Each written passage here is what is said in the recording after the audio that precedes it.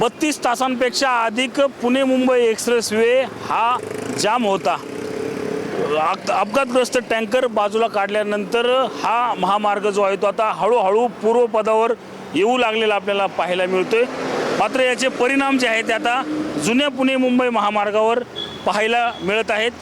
आपण पाहू शकतो जुन्या पुणे मुंबई महामार्गावर असलेल्या लोणावळा नगरीमध्ये मोठ्या प्रमाणात जे आहे ते आता वाहतूक कोंडी झालेली आपल्याला पाहायला मिळत आहे। अनेकांनी एक्सप्रेस हायवेचा पर्याय सोडून हा जुना पुणे मुंबई महामार्गाचा पर्याय जो आहे तो या ठिकाणी अवलंबलेला पाहायला मिळतो। त्यामुळेच आपण पाहिलं तर कुमार चौकापासून ते मेपल गार्डन पर्यंत ही वाहतूक कोंडी जी आहे ती गेलेली आपल्याला एकूणच पाहायला मिळत आहे। मोठा ताण जो आहे तो आता जुन्या पुणे मुंबई महामार्गावर आलेला पाहायला मिळतोय। 32 तासाहून अधिक संपूर्ण या परिसरातील वाहतूक जी आहे ती ठप्प होती।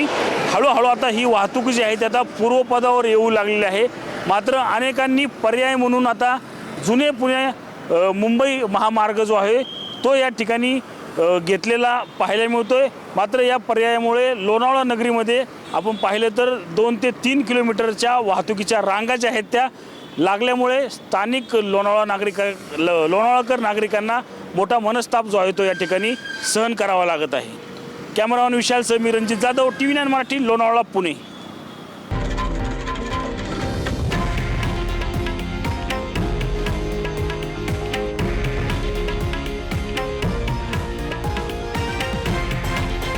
हे आहे देशातील नंबर 1 न्यूज नेटवर्क आणि आपण पाहत आहात TV9 मराठी, एकमेव।